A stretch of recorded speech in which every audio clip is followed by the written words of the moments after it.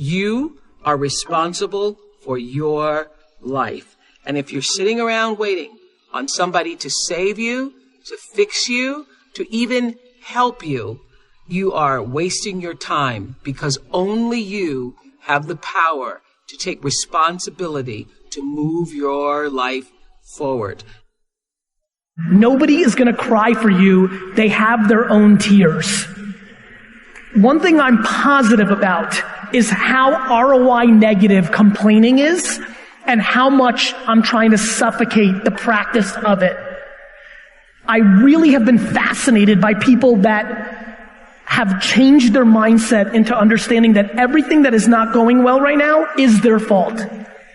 It has been remarkably important to me in understanding that everything that I'm not happy about is on me. It's a remarkably interesting brain twist. The amount of energy spent on things that you can't control versus being accountable to what you can control has been a huge separator for me in the last 4 or 5 years as I've dug deep. I always tell people the most valuable lesson I got from my mentor, Jim Rohn, was I asked my father, worked 2 jobs. We were always broke. We had no money for food. And we lived in a community we moved to, which was, I thought they were all rich and we were on the other side of the tracks. It was lower middle class, but compared to where we lived before, these people seem rich compared to us. And I just didn't understand it. And Jim said to me, Tony, it's not about the value of your soul. It's about the value of you in the marketplace. Mm-hmm. And your father's skills are not that valuable. Someone said we have 2 primary choices in life.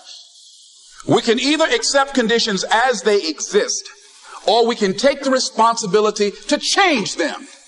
See, a lot of people want to exempt themselves from taking responsibility. All they want to do is talk about the problem. Every time you see them, they'll tell you their story over and over and over and over again. No one's going to do anything for you. Couple rules of being a real leader. You need to take responsibility for your own life.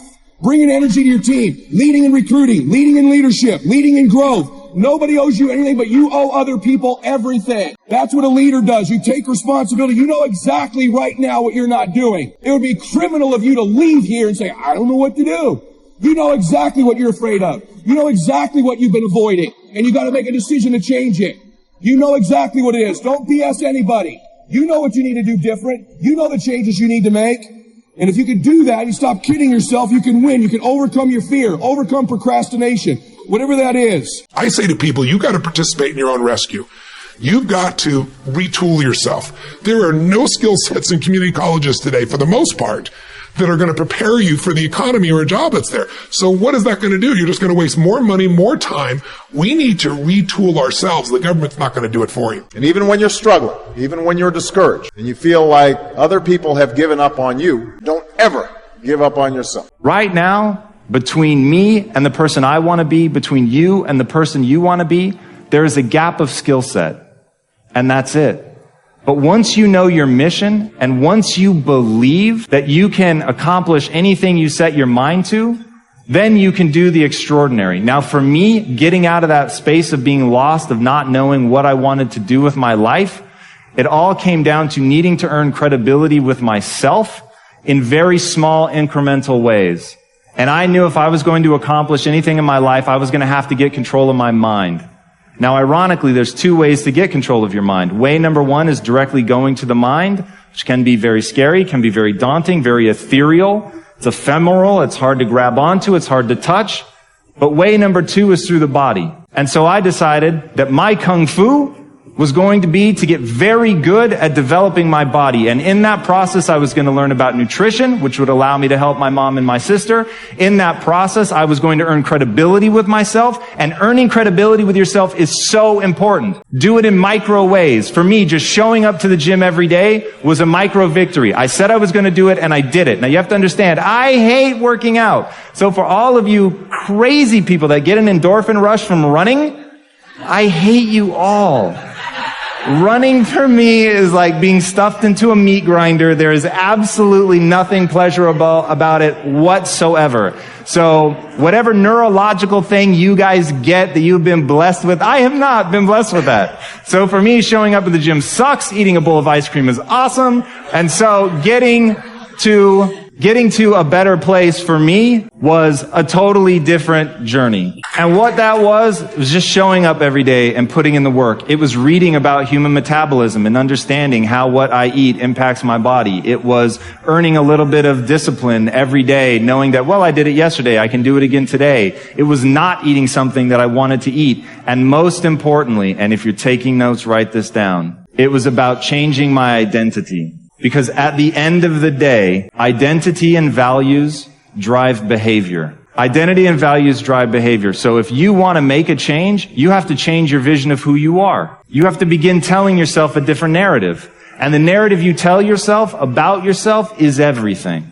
And if you tell yourself that you're a scared, undereducated kid from Tacoma whose family has never accomplished anything, let me tell you what you will become. A scared, undereducated kid from Tacoma who never accomplishes anything, because that's what you believe. You tell yourself that story enough, and it will become real. But on the flip side, you could tell yourself a story of you're a learner. You learn faster than most people. You're willing to put in more work than most people. You're willing to read more books than most people. You're willing to spend an inhuman amount of time every day improving your mind simply by getting new ideas into the system. And that you will admit that you're wrong faster than anybody else. That you won't let your ego get in the way. And you tell yourself that story over and over and over. So when somebody comes and tells you how stupid you are, that you're just a dumb kid from Tacoma, you go, you're right, that's amazing. Thank you for pointing out that flaw, because now that I'm aware of it, I can improve it because I'm the learner. And once I switched my narrative to being the learner, it didn't matter where I started, it only mattered where I was trying to go. And as long as I had that clarity, then I could execute, because I believed I could do anything I set my mind to without limitation. You don't need a better economy. You don't need better seed and soil. In fact, when it comes to seed and soil and rain and sunshine and seasons and the miracle of life, that's all you got. Now, what if you blame this stuff? Then you're blaming all you got. If you blame the economy, and you blame the schools, and you blame the teachers, and you blame the sermons and the preachers, and you blame, the marketplace, and you blame the company and company policy, what else is there? When some people get through with their blame list, there isn't nothing else. That's all there is. And if you blame the only thing you've got to work with, I'm telling you, it's called mistake colossal in not understanding that that's all you've got to work with. And if this is all you've got to work with, then you don't change the seed, and you don't change the soil, and you don't change the rain, and you don't change the sunshine, you don't change the seasons. Right? Guy says, I'll take 3 springs, 4 summers, 9 falls, no winters. No! You can't fool with this stuff. You got to take it like it comes. Then what do you change to make your life work well? You got to start with your philosophy. Guess what I had to do at age 25 in order to change my own future? I had to change my mind. I had to change my thinking. I had to change my philosophy. I was messed up on what was causing my problem. And once I got that straightened out, that all the stuff I blamed, the government and taxes, the marketplace and the economy, and things cost too much, negative relatives, cynical neighbors, once I got rid of that and started going for where the real problem was, which was me, I'm telling you, my life exploded into change. My bank account changed immediately. My income changed immediately. My whole life took on a whole new look and color immediately. And the early results I got from making these philosophical changes tasted so good, I've never stopped the process from that day. And I'm telling you, with a little consideration of the refinement of your sail, by setting a better sail, refining your philosophy, your whole life can start to change from today on. You don't have to wait till tomorrow.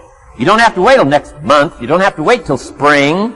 You don't have to wait till 93. You can start this whole process immediately. I recommend it. Now, some people do so little thinking, they don't even have their sail up. I mean, you can imagine where they're going to wind up at the end of this week, at the end of this month, at the end of this year. Now's the chance to change. Process all this information. Here's the definition of success and failure. Just make this note. Here's failure. A few errors in judgment repeated every day.